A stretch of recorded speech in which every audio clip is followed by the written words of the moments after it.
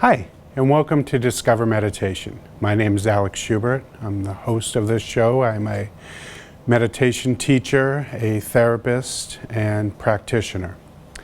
And this show is just a way of, or my way of introducing you to the practices of mindfulness, meditation, a way to introduce some of these things that you may not have heard of or have heard of, but don't really know much about. My hope is that you'll be able to take a little bit of what we talk about today and practice it in your life so that you can get some of the peace or enjoyment or relaxation that can come from some of these practices. So the best way to learn of any practice is, of course, just to do it. So we will start with a short meditation. And we're going to start this meditation the way we start most meditations, which is by getting in a comfortable position, one that is sustainable throughout this short period. And the key to this position is that you should be able to take nice, deep, even breaths. But there's no need to do anything fancy. You don't have to get in a lotus position or be sitting on the floor. You're welcome to sit in a chair or on your couch or even stand if you feel like you would like to stand in this moment. The only important thing is that you stay with this moment and focus on your breathing. So for this, you're welcome to have your eyes opened or closed. Many people find it easier when they're first beginning to have their eyes closed. But if you decide to have them open, just finding a spot in front of you where you can lightly focus, so slightly unfocused, much like one of those pictures from the 80s, the 90s, the magic eye pictures. And we're just going to start by adjusting our position to be comfortable, to allow for deep breathing. And starting with a nice deep breath, slowly letting it out. And just allowing your breathing to be normal. There's no need to change your breathing, just allowing it to happen. Bringing your attention to your breath, the act of breathing. Just seeing if you can bring your focus into this moment. Noticing the gentle rise and fall of your chest.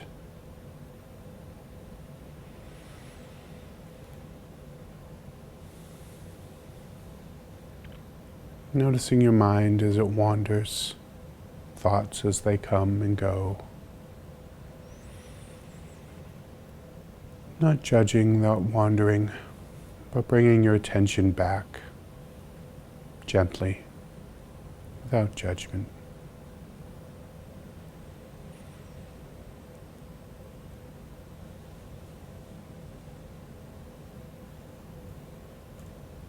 May help if you're particularly distracted to just count your breaths. 1 as you breathe in and out, all the way up to 10.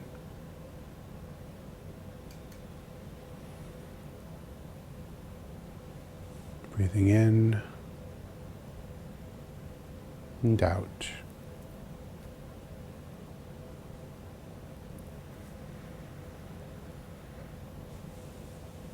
Bringing yourself into this moment with this breath.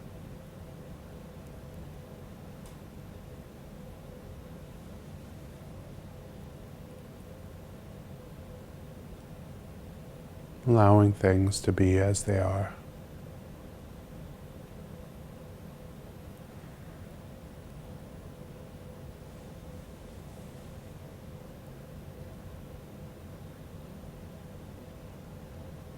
And if you find any areas of tension, stress,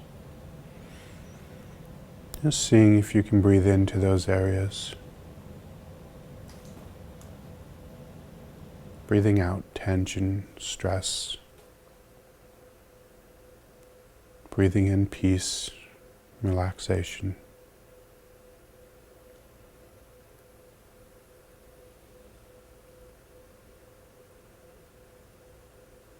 Being patient with yourself if you're having difficulty.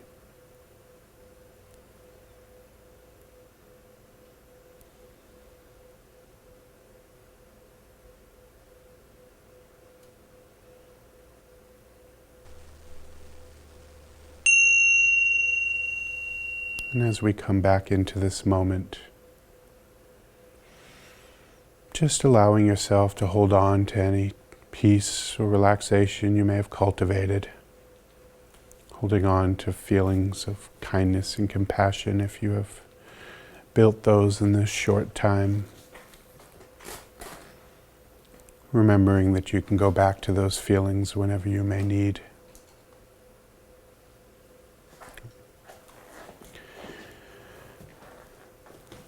And so today, I thought we would talk a little more about the different types of meditation there are. Throughout the shows that we have been with together already, we've talked about all sorts of different things. We've talked about loving kindness. We've talked a little bit about Zen and MBSR and all of those different things. We've talked about mindfulness meditation. And today I just thought I would do a little more of a general overview for those of you who either haven't watched the previous shows or want to just spend a little more time trying to understand. Of course, in this day and age, Google or other search engines are a wonderful resource for finding out more information. And this is nothing more than just a cursory look at all of the different types, and we could never in a million years get to them in this short time. And this is just more of maybe a hope of a way to give you a little place to start.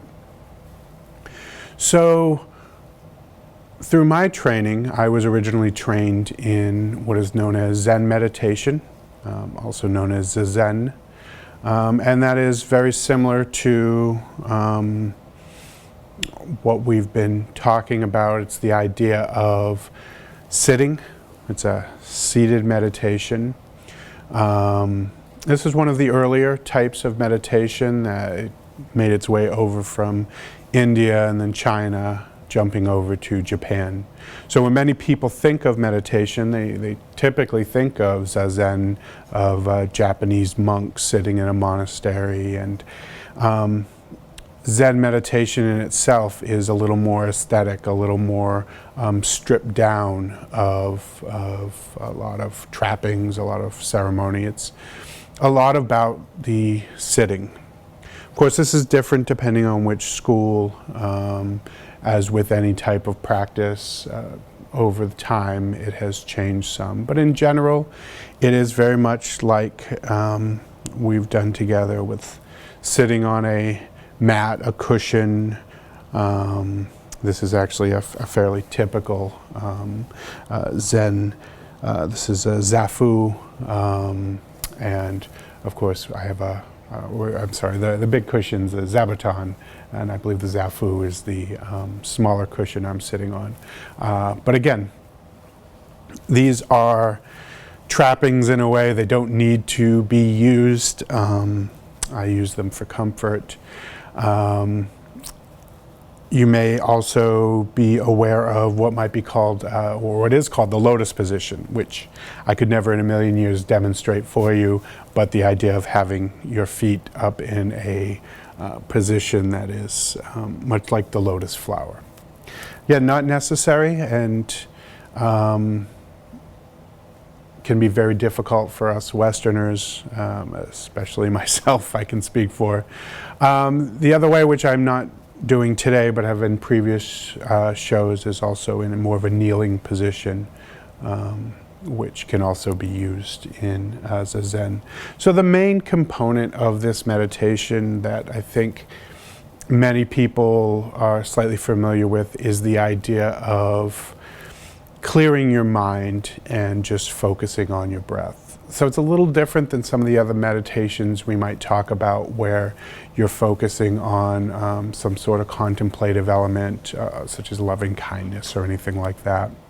For most beginnings of Zen, it's all about the breath, about focusing on it, and the counting is very frequently used during early forms. There's also the idea of, and forgive my pronunciation, but koans, which most people, again, very familiar with when we talk about Zen.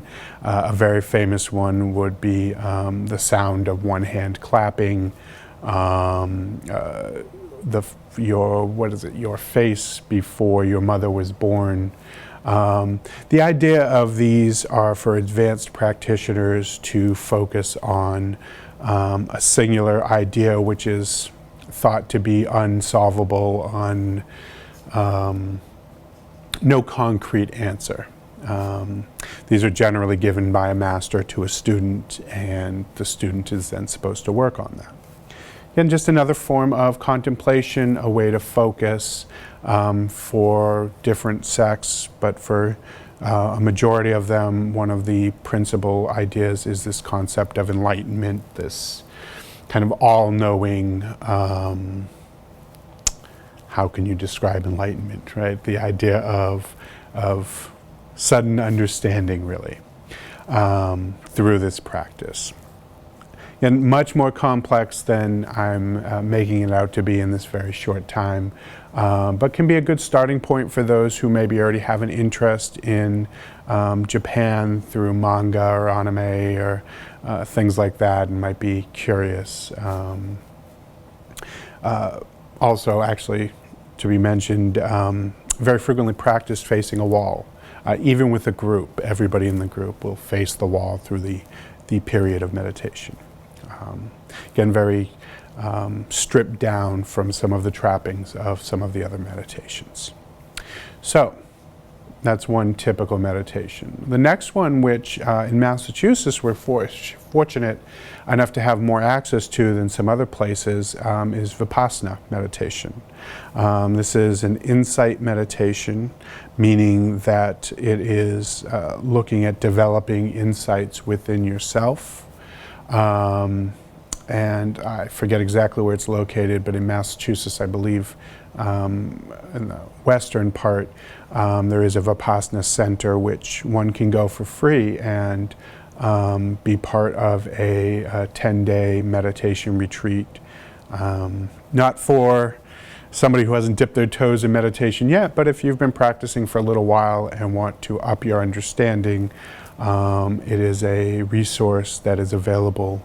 It's a little unusual in that you can't get a lot of information about Vipassana until you actually participate in it. There is a very focused curriculum within Vipassana, and again, a name I'm sure I'm horribly pronouncing, but Ganoka was the founder of this movement, and his teachings are what are used within these Vipassana centers. They are very popular. Many people find them to be enormously helpful, though very challenging, I'm sure you can imagine, to do a 10-day retreat. But it is a type of meditation which a lot of what we do and a lot of what I do has a lot of similarities. Again, focusing with the breathing, focusing on insights and thoughts. But I can't give you much more information of that without you actually experiencing it, since I have not been to a retreat myself. So again, another one that's available. If you live in Massachusetts, you're fortunate that there are these resources available. And one of the things that tends to happen with Western meditations, and I consider myself very guilty of this, is that taking a little bit from each one and making it one's own, which I find valuable, to find what works for me, which might be different from what works for you. But having some sort of structure noticing that the breath is always going to be part of whatever it is that you might learn, that focus on the breath is one of the most useful things for us.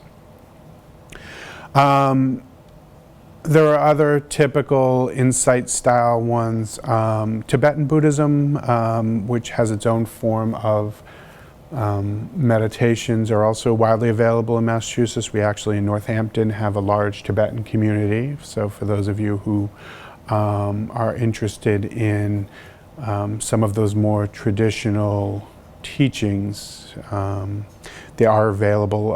Tibetan Buddhism, Tibetan meditations tend to be a little more otherworldly than some of these other ones we're talking about, focusing on some things like hungry ghosts, on kind of spirits that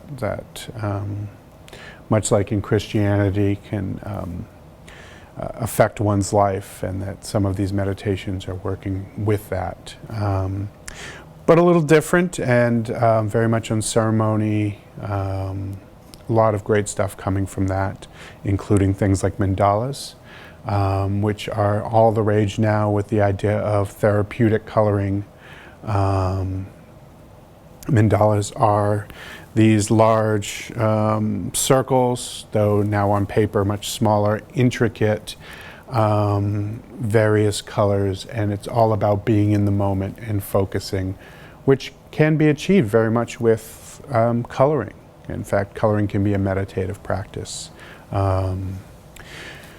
Mindfulness meditation is a lot of what we talk about. It's really my main focus, so most of what I'm bringing to you is really more of a mindfulness meditation where we look at being aware of ourselves, aware of our breathing, aware of our thoughts, all the way down to secondary mindfulness practices that may involve something as simple as being mindful while eating, mindful while walking, mindful while having a conversation. And mindfulness meditation, as I've talked about in the past, is widely integrated with MBSR, mindfulness-based stress reduction, which Jon Kabat-Zinn created at UMass Medical School, and is widely rolling out throughout the world. As I've said, I've had the good fortune of being with at a retreat at a conference with Dr. Kabat-Zinn, and just amazing work he's done with bringing these ideas of mindfulness to the medical community and now the psychological community, including a huge focus on neuropsychology, looking at the brain and the effect these practices are having on the brain. Which, to go back to Tibetan Buddhism, the Dalai Lama is well known for his work with neuroscientists in looking at what happens to the brain of, let's say, Tibetan monks who practice these things from a very young age, and how that changes their brains. And of course, in psychology, a lot of our focus is behavior and all of that stuff, but of course you can't have one without the other, right? These changes in the brain are a huge part of what we're working on, and through something as simple as mindfulness practice, like we did at the beginning of this show, we can make those brain changes for our benefit. So the last one I really want to talk about today is one that for many people in especially this part of the country, it's a little more comfortable, which would be things such as Christian meditations, which actually have a very long history as well. That meditation's not only an Asian Buddhist practice, but has been used by Christians for a very long period of time.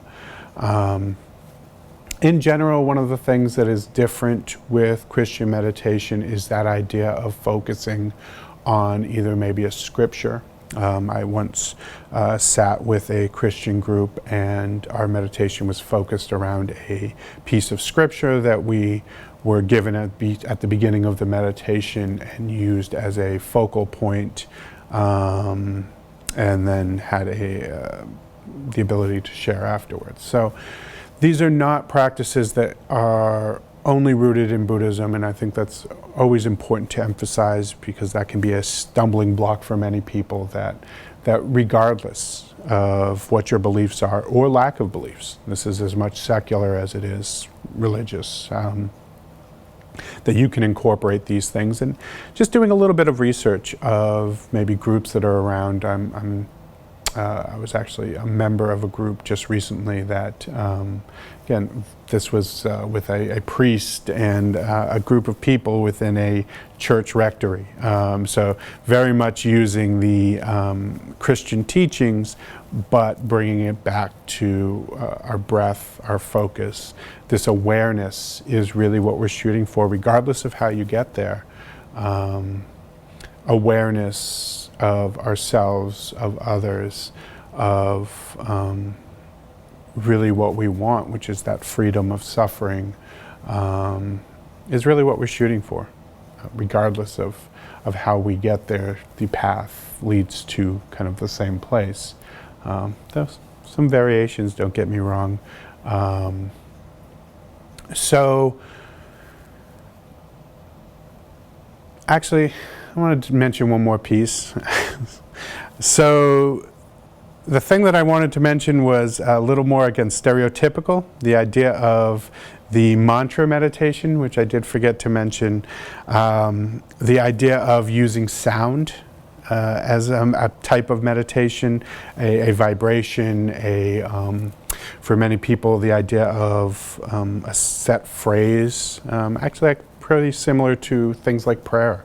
The idea of saying something and it reverberating throughout the universe, through the world, to other people. Many people think of this, again, when they think of stereotypical meditation, generally with some kind of hand signals, palms up, where one might say Om. Though the longer phrase is Om Mani Padme Hum, which is referring to the Lotus Sutra. Not one that I typically practice a lot. It's just not one that speaks to me. But many find that the repetition of this mantra, of any mantra, can bring a sense of connection, of peace. And this would, you may have noticed that I have what are called mala beads that I tend to wear. And much like rosary beads, for those of you who are familiar with that practice, the mantra meditation can be counted off with the mala beads. The idea of saying the mantra and moving from bead to keep count, to keep track. Again, so many different practices, so many different ways of bringing this feeling of contentment, of peace, that has helped so many for so many thousands of years. So, due to our shortness of time, I want to make sure that we do get to a meditation. I would recommend looking into whatever practice sounded the most interesting to you, that it doesn't hurt to try various practices. There is no really wrong way to practice. There are some teachers who you should be wary of, though. I guess that's always a good thing to be aware of. There are some who will use these practices to their own gain, and not always for the benefit of an individual. So, in general, as with anything, if something seems too good to be true, if the person seems too good to be true, if they are giving you promises of, I don't know, something that doesn't seem right, please question it. And Google it, right? Go on the internet, make sure this is legitimate. And in the future, we'll talk a little more about some of these practices that I wasn't able to get to today. So I want to end with another meditation. I want to bring us to a MBSR style meditation, mindfulness-based stress reduction, where we're going to focus on our bodies, and we're going to do a very short version of the body scan. So to do this, you can get in any position you'd like, Many people find it easier to lie down with the body scan, but this is completely up to you, to whatever feels right to you in this moment. So starting with a nice deep breath, slowly letting it out.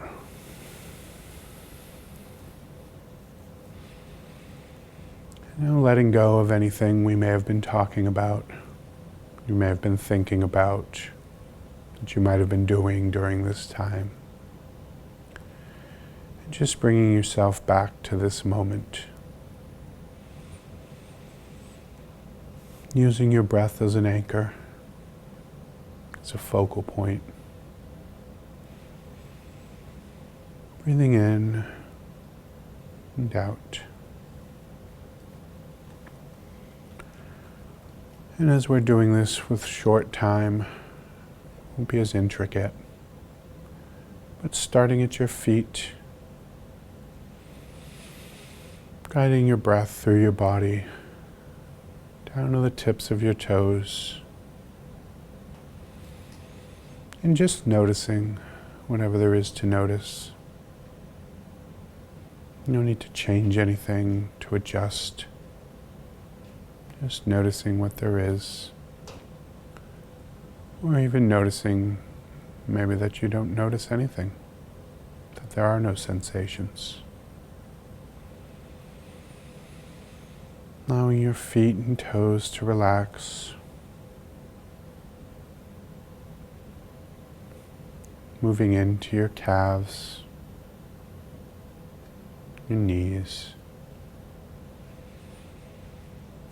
Briefly touching with awareness. Allowing those areas to relax.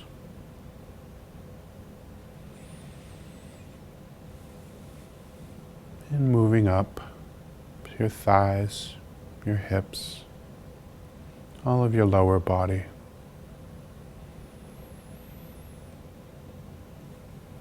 Being aware of whatever is there to experience.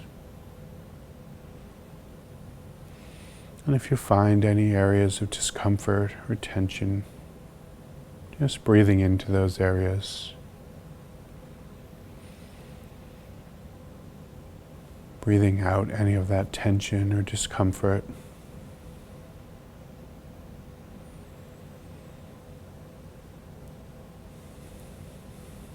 Moving our attention to our abdomen, our lower back.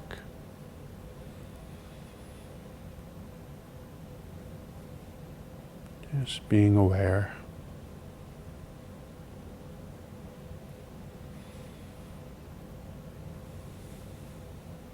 Now our upper back, neck and shoulders.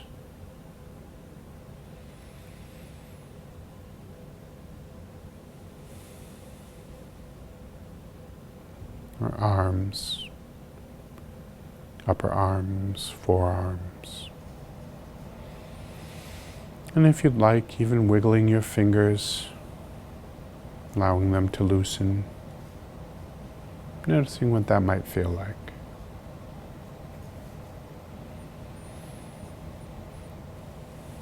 Bringing that attention, our face, head. Noticing any tension we may be holding in that area, any tightness in our jaw, just allowing it to loosen.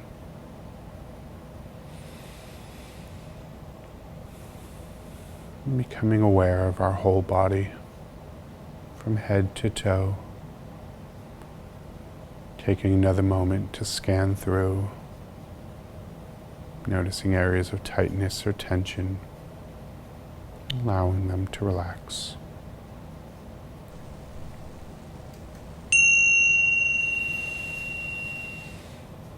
And now, just coming back into this room, to this moment. And although this was a short time, seeing if you can hold on to any of that comfort or relaxation or peace you may have brought to yourself. Remembering that you can always go back to it at any time. And I want to thank you for joining me today. And I hope that you'll come back again so that we can spend more time just enjoying these moments together, bringing peace and calmness. Thank you and good night.